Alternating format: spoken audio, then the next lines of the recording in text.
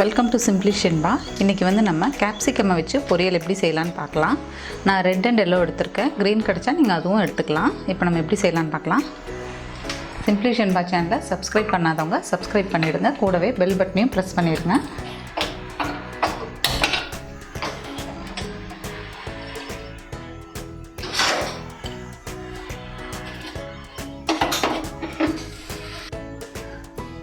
நான் ஒரு கப்பில் நிலக்கடலை எடுத்துருக்கேன். இப்போ நம்ம வறுத்து எடுத்துக்கலாம்.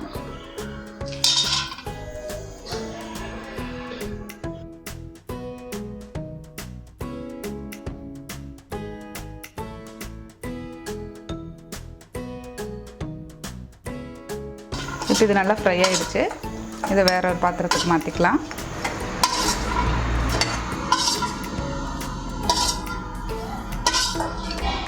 ஒரு 4 வரமிளகாய் எடுத்திருக்கேன். அதையும் நம்ம வறுத்து எடுத்துக்கலாம்.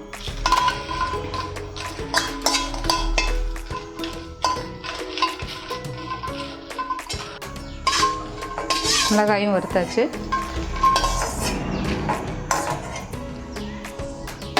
இப்போ கொஞ்சம் சீரகம், அதையும் நம்ம வறுத்து எடுத்துக்கலாம்.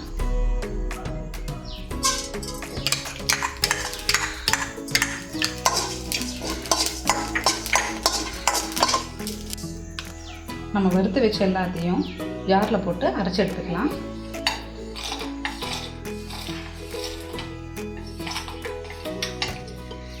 அது கூடவே ஒரு 4 பல் பூண்டு எடுத்திருக்கேன். அதையும் கூட போட்டு அரைச்சிக்கலாம்.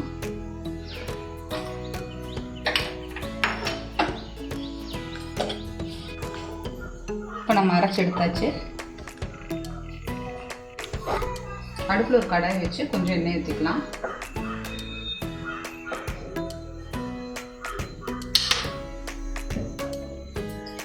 எண்ணெய் சூடானதும் கொஞ்சம் கடுகு,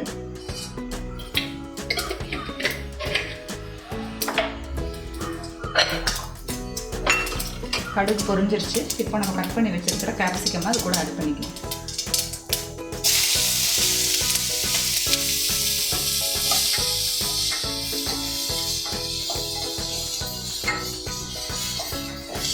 கேப்சிகம் கொஞ்சம் நல்லா வேகட்டும்.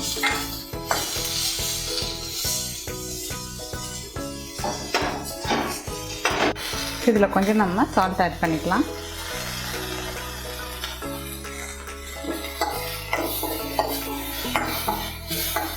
கேப்சிகம் ஓரளவுக்கு நல்லா வெந்துருச்சு.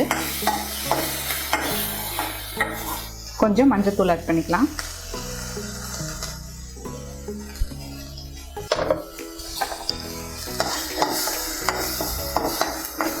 இப்போது நம்ம அரைச்சி வச்சுருந்தோம் இல்லையா, இதையும் அது கூட நல்லா மிக்ஸ் பண்ணிக்கலாம்.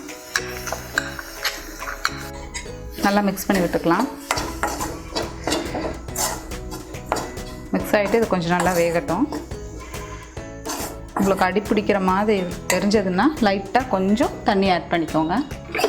லைட்டாக ஆட் பண்ணால் போதும். இப்போ அது நல்லா வேகட்டும்.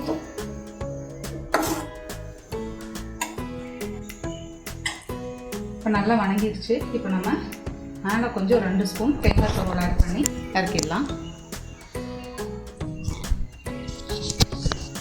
நல்லா மிக்ஸ் பண்ணிக்கோங்க. இது நல்லா டேஸ்ட்டாக இருக்கும். கேப்சிகம் மட்டும் போட்டு செய்யும்போது நீங்களும் இதை ட்ரை பண்ணி பார்த்துட்டு கமெண்ட் பண்ணுங்கள்.